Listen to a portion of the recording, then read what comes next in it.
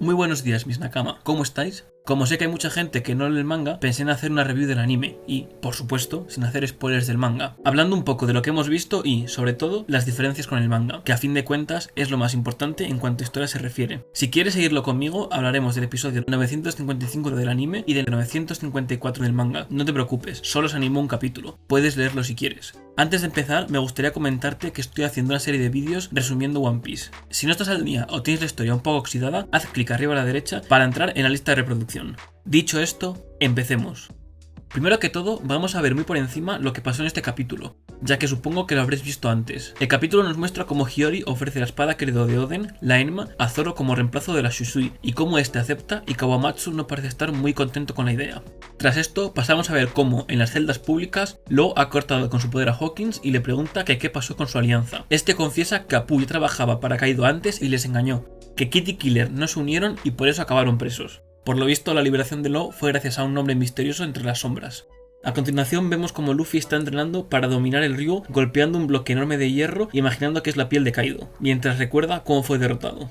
De pronto Kinemon llama a los aliados para poner en conocimiento de todos el cambio del dibujo hecho por Yasuye. Estos reciben el mensaje y, tras colgar, Nami queda pensativa sobre qué significa, a lo que Kinemon le explica que solo puedes descifrarlo si conoces el nombre de todos los puertos de Wano, ya que todos son animales. Le explica que las dos líneas añadidas representan que ya no es una serpiente, sino una lagartija, pasando así de ser el puerto Habu a ser el puerto Tokage. En este momento, el resto de las vainas rojas se reúnen junto a un par de Mugiwaras y comienzan a discutir el plan para vencer a Kaido y Orochi. Ahora pasamos a ver brevemente a Kaido y Big Mom comiendo y bebiendo, escena que es cortada por el narrador contándonos cómo se puede entrar a Wano de una manera que solo es permitida bajo la aprobación de Kaido u Orochi. Todo esto ocurre mientras escuchamos la tan conocida como antigua música de Apu. Para entrar por este puerto deben abrirse las aguas de la cascada y entrar al puerto. Tras esto se puede subir a la superficie a través de una góndola. Una vez arriba estarás en la zona de Hakumai. Apu llama a Kaido para decirle que ha vuelto a la isla para la fiesta y vemos como con él vienen unos monstruos enormes que un niño de la zona llama como los Numbers de Onigashima. Esto a Queen no le hace mucha gracia, ya que afirma que estos Numbers no toleran bien el alcohol. Por último vemos de nuevo como Kaido y Big Mom comen y beben y, para sorpresa de todos, anuncian que formarán una alianza. Eso sí, sin olvidar de luego matarse entre ellos. Vale, este capítulo está genial y me ha sido muy ameno de ver, pero tiene varios puntos que no me terminan de convencer en cuanto a la animación de Toei se refiere. Lo normal a la hora de animar suele ser animar unos 2 o 3 capítulos del manga, pero como comenté al principio, en este caso solo se animó un capítulo. Esto no es algo nuevo, pues Toei ha hecho este tipo de animaciones desde hace tiempo. El inicio del capítulo contiene un resumen que, a mi parecer, es demasiado largo e innecesario. En cuanto a las diferencias, me gustaría destacar un par. La escena que se nos mostró tanto en el final del episodio anterior como al inicio de este, donde vemos a Zoro emocionado por la Enma, no aparece en el manga. Este simplemente queda pensativo. En esta parte del episodio, todo lo demás está animado de manera bastante fiel al manga. Pasamos a ver las celdas públicas y, mientras que en el anime tenemos un gran resumen sobre qué son y quiénes están ahí, en el manga tan solo tenemos un panel informando que los presos siguen sin salir. Me gustaría mencionar que la celda donde están Law y Hawkins está bastante bien adaptada. Nada importante, pero me hizo gracia ver el nivel de detalle. En cuanto al hombre misterioso que está de pie fuera de la celda, en el anime se nos muestra su cara de cerca y su cuerpo entero, ambos sombreados, varias veces. En el manga no se ve más que sus pies y los bajos de su ropa 2 veces.